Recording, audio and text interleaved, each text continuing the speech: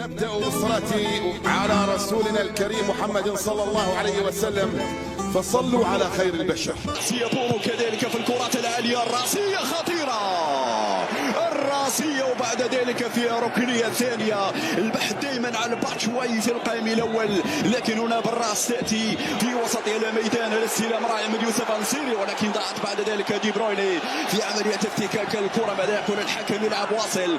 غانم سايس يستلم هذه الطابعة التي يتواجد فيها الكروات، إضافة إلى منتخب كندا الذي أرسل إشارات قوية بأنه لا يقل قيمة وشأنا عن بلجيكا. وعلي المرة الأخرى كم كانت صعبة الكرات البينية. أنا قلت بأن المنتخب البلجيكي نقطة القوة في الجهة اليسرى، صحيح يغيب كاراسكو، لأن كاراسكو لا يدرج ضمن التشكيل واحد عندما تكون الكرة للمنافس. دي بروين يحاول المرور وفيها صافرة.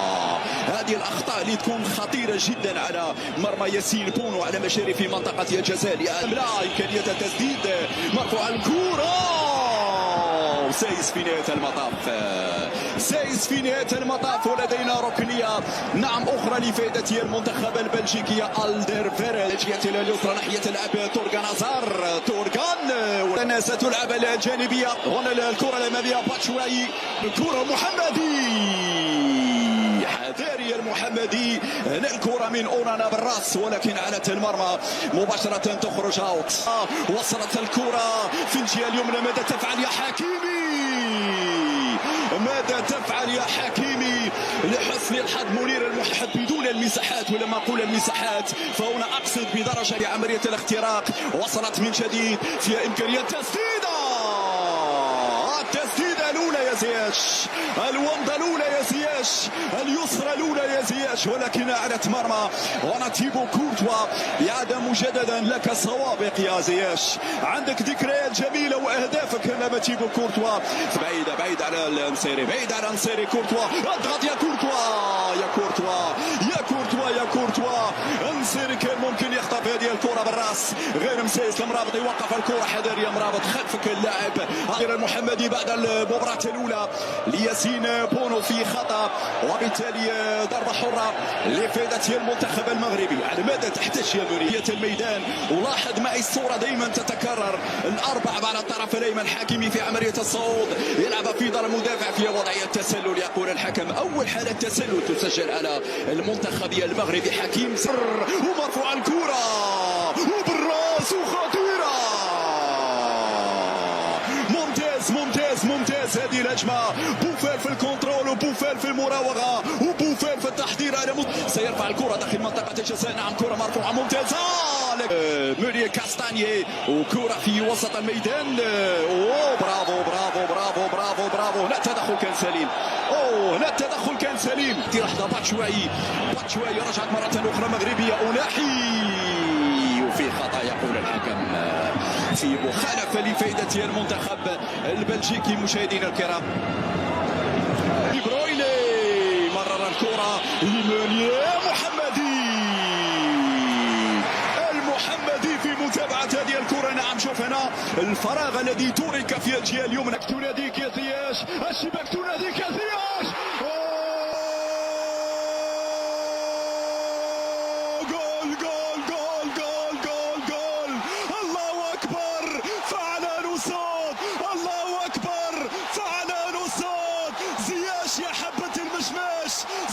يا حبة المشماش، يا سلام على نوسون. فعلوها الرجال، سجلوا في مرمى تيبو كورتوا.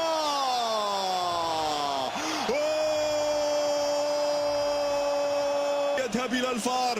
نعم بالأمس القريب ظلمنا الفار، في مونديال روسيا ظلمنا الفار، ولكن هنا الحكم المكسيكي. مشاهدينا الكرام،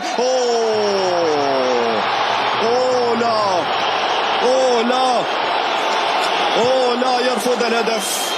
يرفض الهدف في هذه اللحظات، فيها التسلل. الحكم يرفض الهدف في هذه اللحظات. شكرا جواد. حكيم زياش غير محظوظ، سجل هدفا مباشرة من الضربة الحرة وغلط فيها الحارس كورتوا. زياش وسط 3 لاعبين. الحكم ماذا يقول؟ هل كان في تدخل قبل ذلك؟ عموما الكرة توصل بعد المضي قدما. لا شيء مستحيل تقول لي بأن بلجيكا مصنفة ثانيا على العالم، ولكن في حدث مثل كأس العالم وزار مر هازار سدد. برافو المحمدي في أول اختبار مع بداية الشوط المباراة الثاني.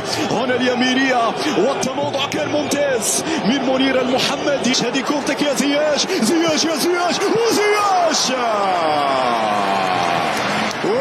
ممتاز يا زياش. معلش زياش ورقان والمرابط عندك يا المحمدي سهلة وسرعة مزراوي وردة فعل مزراوي في مرتدى.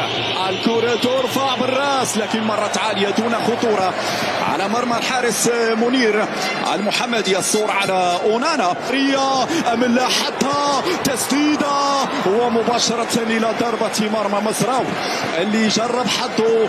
مزراوي جرب حظه أحلى كرة على نادي تشيلسي، لكن شوف الروح اللي موجودة وشوف اللياقة البدنية العالية. زياش اليوم كأنه نعم يقول لك أنا أنسي. من يتابع خطيرة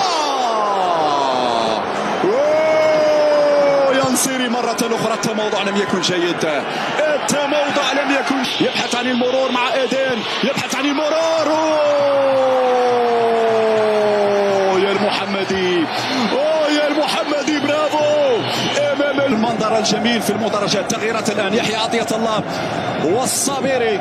نعم الصابري في الوسط، يحيى عطية الله على الجهة اليسرى. اتوقع المزراوي الان يخرج، يدخل يحيى عطية الله. الكرة طلع الكرة ما يمرش ما يسددش.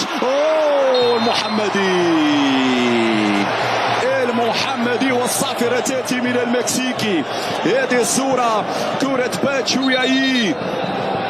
بوفال يخرج يعني اوكي يعني التغييرات. المدرب وليد عنده رؤيته وعنده قراءته. ضربة حرة جانبية 6 لاعبين مغاربة.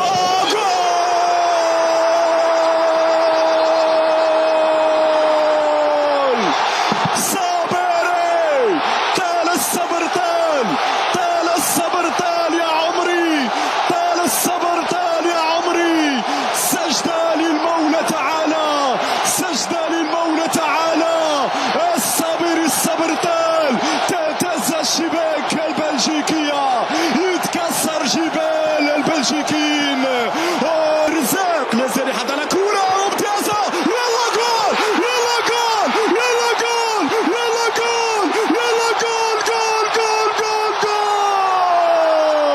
كرة الخلاص، كرة الأمان، كرة الاطمئنان.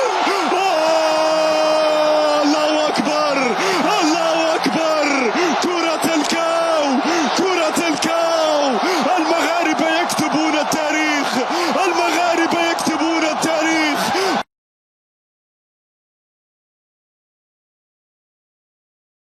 هما لو عايزين ينزلوا بقى ياكلوا عند الفراخ بينزلوا ياكلوا، مش عايزين بيطلعوا يجيبوا رزقهم من بره، وربنا بيرزقهم وبلاقيهم مأكلين ولادهم والحمد لله زي الفل.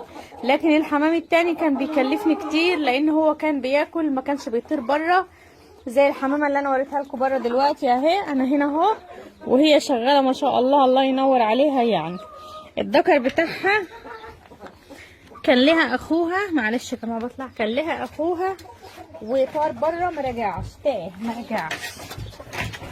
فهي دلوقتي ولفت على فرد بلدي بيطلع هو يجيب اكله من بره وهي بتاكل من هنا. بالنسبه للاخت اللي سالتني يا جماعه وقالت لي انا عندي الفراخ يا ام رحاب، انا قلت لها هرد عليكي في الفيديو. طبعا دول محبوسين بس مش عارفه بيطلعوا منين. امهم اهي ببيتها ابوهم هنا. بسم الله الرحمن الرحيم.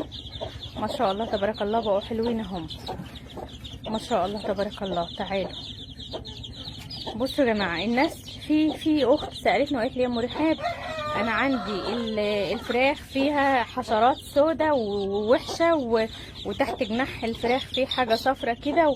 بصي يا حبيبتي كل دهوت من الدلع